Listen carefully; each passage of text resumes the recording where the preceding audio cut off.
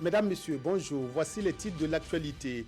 Les maladies tropicales négligées ne le seront plus au Burkina. Le pays se dote d'un plan stratégique qui couvre la période 2016-2020 et qui devrait permettre de les éradiquer totalement. Les États-Unis et le Japon ont décidé à tourner une douloureuse page de l'histoire. Shinzo Abe, le premier ministre japonais, s'est rendu aujourd'hui à Pearl Harbor, théâtre d'une attaque japonaise en 1941 et qui avait fait 2400 morts parmi les Américains. Les maladies tropicales négligées sont prises au sérieux par le Burkina. Un plan national stratégique 2016-2020 de lutte contre ces maladies est validé par un atelier à Ouagadougou. Ce plan va doter le Burkina d'une stratégie qui devrait permettre l'éradication totale des maladies tropicales négligées pour une atteinte des objectifs de développement durable. Reportage Roger Kam, Oumar Zombré. Ces acteurs de la santé, réunis ici en atelier, peaufinent leur stratégie pour l'élimination complète des maladies tropicales négligées au Burkina Faso. Au cours de cette rencontre, ils vont examiner et faire des propositions en vue d'améliorer le contenu du plan stratégique national 2016-2020 pour lutter contre ces maladies. Nous avons 4 grandes priorités stratégiques, à savoir intensifier la mise à l'échelle des interventions, renforcer la gouvernance, renforcer le suivi, l'évaluation et la recherche, et renforcer le partenariat avec tous les autres secteurs de développement. Selon l'Organisation mondiale de la santé, les maladies tropicales négligées sont appauvrissantes et empêcheront l'atteinte des objectifs de développement durable si rien n'est fait. Au Burkina Faso, grâce aux efforts consentis, certaines maladies tropicales sont en voie de disparaître des radars du ministère de la Santé. La schistosomiase ou bilharziose urinaire est pratiquement sous contrôle.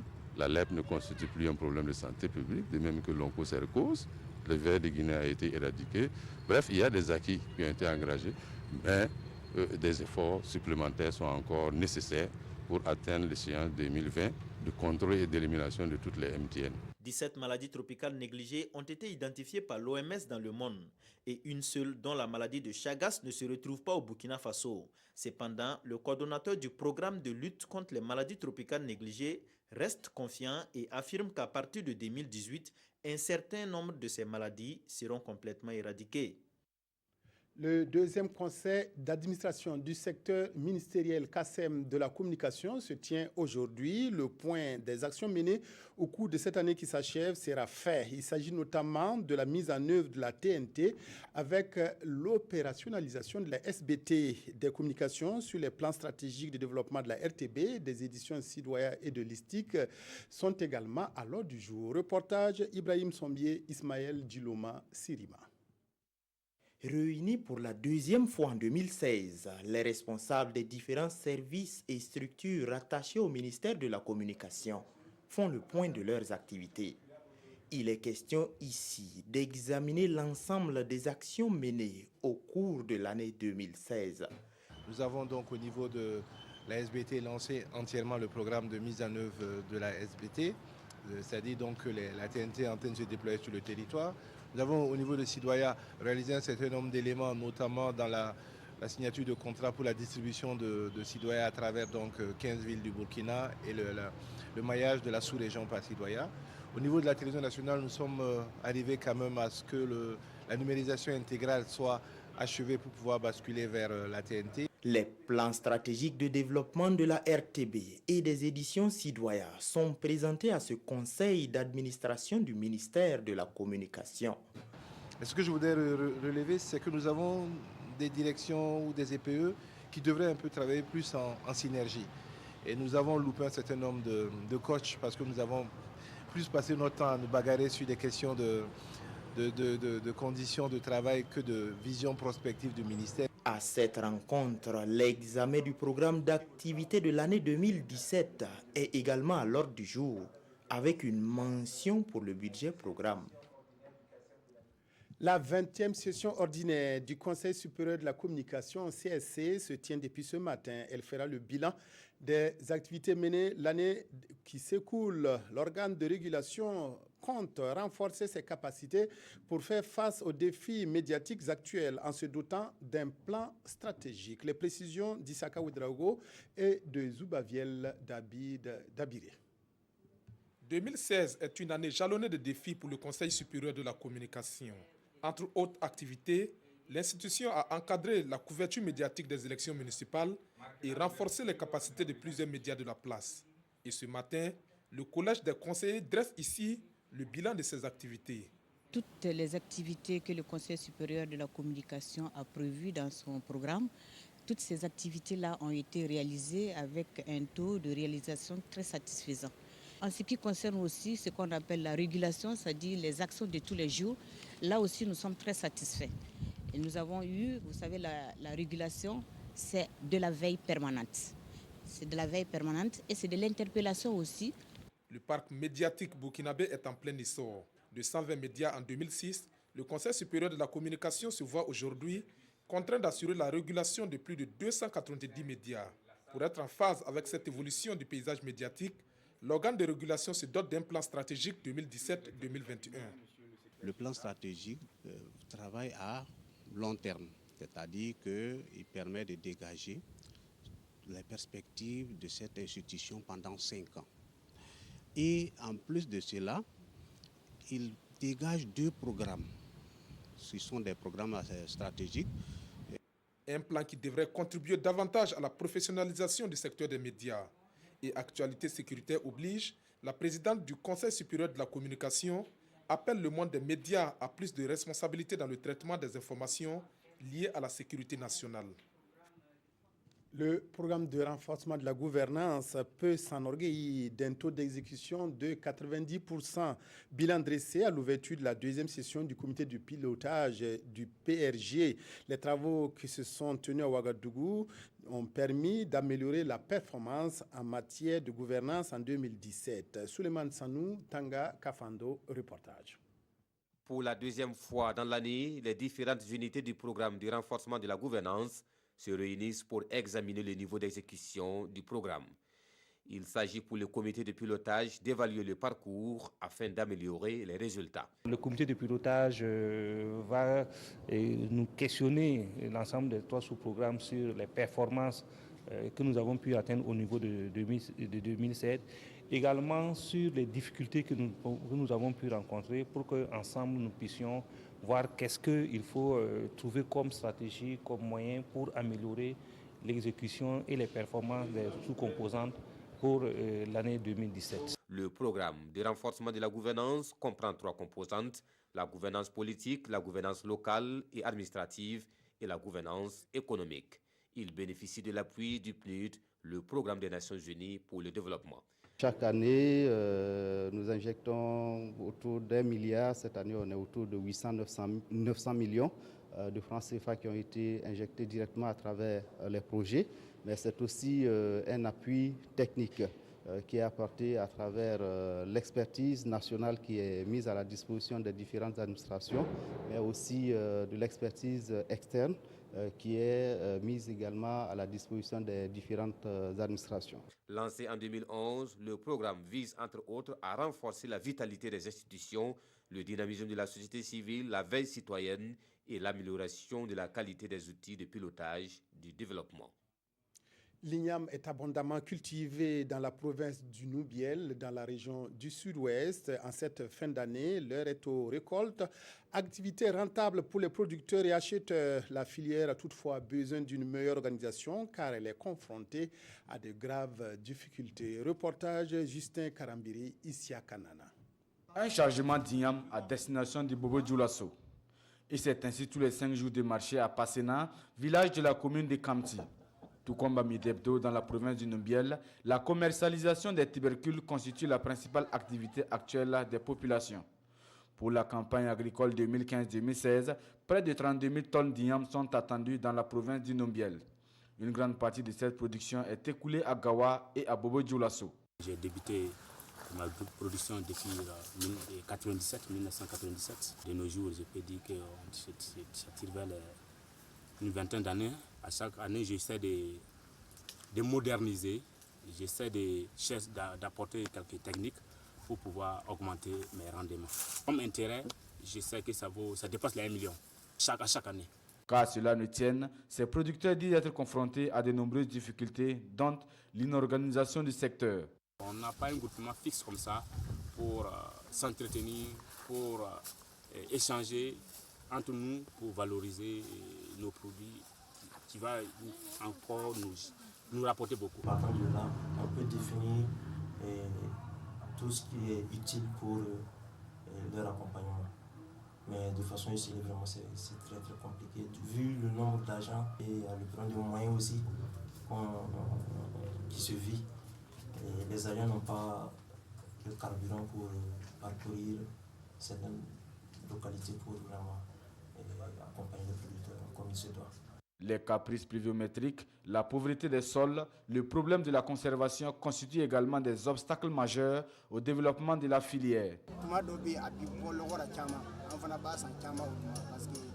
Il y a des périodes où on trouve beaucoup d'igname sur le marché. Et si tu n'arrives pas à écouler ton stock, 3 à 4 jours après, les ignames perdent du poids et du prix, ce qui est une perte pour le vendeur. L'organisation des journées promotionnelles et l'installation de comptoirs d'achat serait donc une aubaine pour tous les acteurs de la filière igname dans le Numbiel. Toute chose qui pourrait contribuer à booster l'économie de la province et partant de toute la région du Sud-Ouest. Ouverture à Ouagadougou d'une rencontre sur l'éducation parentale. Les acteurs de la petite enfance ont une occasion d'avoir un même niveau de compréhension du programme national d'éducation parentale. Ce programme a été adopté en octobre 2015 pour promouvoir l'éducation des enfants de 0 à 8 ans. Les précisions de Salif Belem et de Mounir Kéré. Le développement de la petite enfance est un enjeu pour la qualité de l'éducation au Burkina. Pour atteindre les résultats escomptés, un programme d'éducation parentale est adopté en 2015. Et cette rencontre vise à harmoniser la compréhension des acteurs sur ce programme consacré à l'éducation des enfants dont l'âge est compris entre 0 et 8 ans. Nous voulons à travers l'atelier amener tous les acteurs à avoir une seule démarche unifiée pour l'éducation des enfants qui concerne donc des connaissances sur l'enfant, des questions de santé, la prise en charge alimentaire également et nutritionnelle de l'enfant, la protection de l'enfant, l'environnement, l'hygiène, toutes ces questions qui permettent donc le plein développement de l'enfance.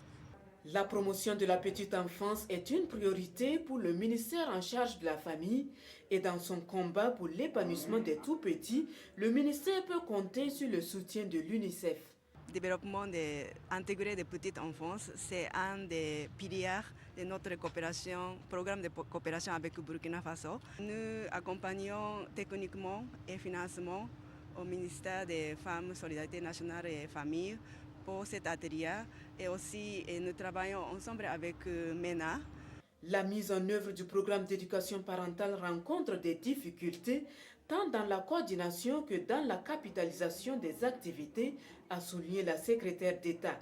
Et ces acteurs du domaine de la petite enfance vont redéfinir les rôles pour une meilleure exécution du programme national d'éducation parentale. Lancement hier de la semaine de la famille musulmane. C'est une activité du Centre d'études, de recherche et formation islamique CERFI. 7 jours de réflexion et de sensibilisation sur le rôle et la place de la famille en proie quelquefois à des difficultés comme l'incivisme. Nongoba Kouda, Abdul Rasmane Zongo. La famille musulmane, réalité, exigence et perspective, c'est le thème inaugural de la réflexion entre ses participants. Le CERFI, Centre d'études, de recherche et de formation islamique, initiateur de la Semaine de la famille, entend fixer l'attention sur certains problèmes tels l'incivisme par exemple, qui crée un déséquilibre dans le foyer, voire dans la société. Il s'agit concrètement de contribuer à redonner à la famille, socle de base sociale, première entité où l'éducation ne doit pas faillir selon les organisateurs, la place qui lui revient. Vu ce qui se passe, ce qu'on voit, ce qu'on entend, l'incivisme est en train de prendre de l'ampleur. Donc il faut tout faire pour éradiquer, pas par menace, mais par sensibilisation. Nous pensons que l'une des institutions qui est responsable de cette situation-là, en réalité c'est la famille. Ce ne sont pas forcément ces enfants que nous voyons dans la rue avec des comportements très peu recommandables, mais la responsabilité à quelque part revient à ce minimum-là qui doit être assuré au niveau de nos familles respectives. Conférences de presse et panels font donc office de sensibilisation et d'interpellation au cours de la semaine, qui sera également ponctuée par l'organisation d'un dîner gala et une remise de dons aux pensionnaires de la MACO. En attendant l'arrivée de Donald Trump à la Maison-Blanche, États-Unis et Japon travaillent à consolider leurs relations. Le Premier ministre japonais Shinzo Abe est en visite à Hawaï, qui abrite le mémorial Pearl Harbor, bombardé par les Japonais il y a 75 ans de cela, bombardement qui avait entraîné l'entrée de l'Amérique dans la Seconde Guerre mondiale. Le Premier ministre japonais Shinzo Abe est en visite à Hawaï, où il a visité plusieurs mémorials, avant celui de Pearl Harbor, où il doit se rendre en compagnie de Barack Obama. Il a déposé une gerbe de fleurs au cimetière national du Pacifique, plus connu sous le nom de Punch Bowl. Il n'a pas fait de discours, mais s'est simplement recueilli en silence. Comme lors de la visite de Barack Obama en mai à Hiroshima, Shinzo Abe n'a pas l'intention de présenter des excuses, mais simplement de rendre hommage aux victimes. Malgré le vent et la pluie, il s'est rendu dans un autre cimetière, celui de Makiki, où sont enterrés les immigrés japonais et leurs descendants. 1/6 de la population à Hawaï est d'origine japonaise. L'objectif de cette visite est aussi de louer la solidité de l'alliance entre deux anciens pays ennemis devenus alliés. Shinzo Abe était le premier chef d'État à rencontrer Donald Trump dans sa tour à New York, quelques jours après son élection.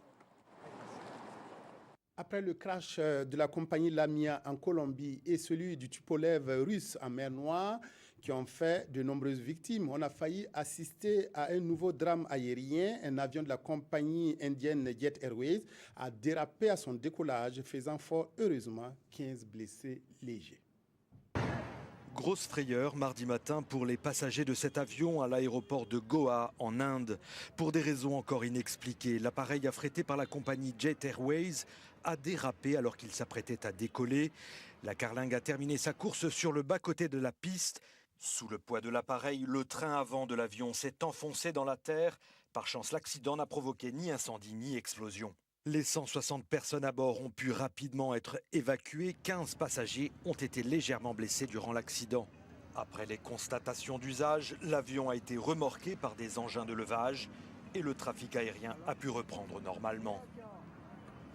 Les parutions de ce mardi font écho du nouveau vaccin contre le paludisme mis au point au Burkina. Les journaux reviennent également sur la conférence de presse du groupe parlementaire CDP. Enfin, la situation à RDC intéresse mes confrères. La revue de presse est signée Vincent Tiendrebeogo. Contre le paludisme, on est tout près de la seringue, s'exclame l'observateur Palga à propos du nouveau vaccin prêt à être administré. Une des plus grandes trouvailles de l'histoire de la recherche du Burkina et de toute l'humanité, affirme le journal, qui précise que les enfants âgés de 6 semaines à 17 mois en seront les bénéficiaires. L'Obs ajoute qu'au Burkina, les études ont été conduites dans une unité de recherche basée à Nanoro. Avec des résultats positifs, une autorisation de l'Organisation mondiale de la santé reste à obtenir pour l'usage de ce vaccin en 2018. Citoya, pour sa part, relève quelques recommandations de l'OMS qui veut que ce vaccin soit en association avec toutes les interventions actuelles contre le paludisme. La sortie médiatique du groupe parlementaire CDP sur la levée de l'immunité du député Salifou Sawadogo par l'Assemblée nationale occupe également les colonnes des quotidiens. On pouvait attendre qu'il soit condamné, s'insurge le président du groupe, rapporté par Notre Temps. Et selon l'observateur Palga, les députés du CDP dénoncent une chasse aux sorcières menée depuis l'hémicycle. Le pays ajoute que ses parlementaires fustigent l'attitude du président de l'Assemblée nationale qui outrepasse ses prérogatives en se substituant à l'exécutif. Tension politique en RDC. L'Église catholique propose une courte transition avec Kabila en tête, selon l'observateur Palga, et ce dernier frappé d'interdiction de penser à un 3e mandat. Mais l'intéressé entendra-t-il l'évangile de la conférence épiscopale, s'interroge le journal. En tous les cas, il gagnerait à méditer ce message, écrit le pays. Pour le moment, avec l'Église en face, l'homme fort de Kinshasa est sur les pas de Blaise Compaoré, un rapprochement fait par le journal. Fin du journal, merci de l'avoir suivi. Merci de votre aimable attention. Excellent après-midi à toutes et à tous en compagnie de la RTB.